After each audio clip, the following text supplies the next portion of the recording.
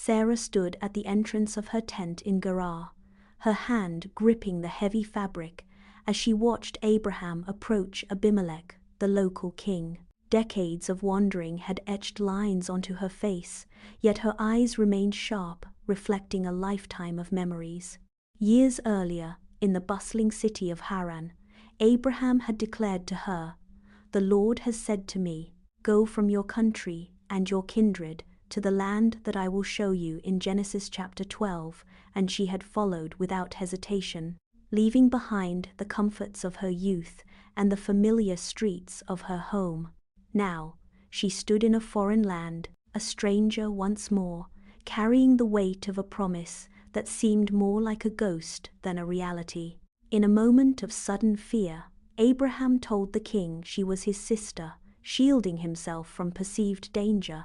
Genesis chapter 20. Sarah watched in silence as the king's messengers arrived to escort her to the palace.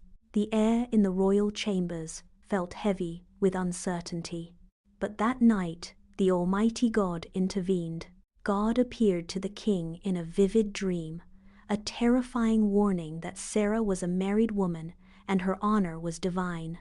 The king, trembling with fear, returned her to Abraham the next morning. He questioned Abraham for his actions, but still showered them with blessings, livestock, and silver as an apology. But the wealth could not mask the complexity of the trial they had just endured together. Time passed like sand through an hourglass, and the promise of a son remained unfulfilled. Sarah watched her handmaid Hagar, her heart heavy with the silence of her own womb. In a moment of sheer desperation, she took matters into her own hands, giving Hagar to Abraham to bear a child, in Genesis chapter 16. But when Hagar conceived, the atmosphere of the camp shifted. Tension tore through their home like a physical force. Sarah's pride was wounded, and she demanded Hagar be sent away, her voice cutting through the stillness of the desert camp like a blade. The joy of a child had brought only the bitterness of rivalry and the sting of regret. Years later, at the age of 90, Sarah stood hidden behind the tent curtain. She overheard some mysterious visitors who had arrived tell Abraham that she would finally conceive. In Genesis chapter 18, in the quiet of her heart, she laughed. She thought the time for motherhood had long since passed into the shadows of old age. "After I am worn out, and my Lord is old, shall I have pleasure?" Verse 12 of Genesis chapter 18 says, "Yet the impossible became possible." When Isaac was born, the camp was filled with a new kind of sound. She held the tiny child, feeling his warmth against her skin, and whispered through tears of joy, "God has made laughter for me, so that all who hear will laugh with me." Genesis chapter 26 verse 6 records.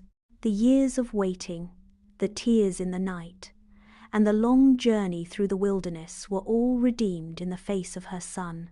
Her final trial came when she saw Abraham lead Isaac toward Mount Moriah. She did not follow, but waited at the tent, her hands busy with wool, her eyes fixed on the horizon. She watched until the silhouette of father and son finally reappeared against the setting sun. Not sure how this would turn out, but she remained calm. But God made good his promise to give a son and make Sarah the mother of nations and Abraham the father of nations. One could read relief on Sarah's face as she welcomed father and son back to the place God's plan for their lives unfold and his word fulfilled in their lives. God's ways are not our ways, neither our thoughts, his thoughts. Let's trust him even when the path seems hazy. He's got the end in sight. Join us again as we explore more Bible themes. God bless you.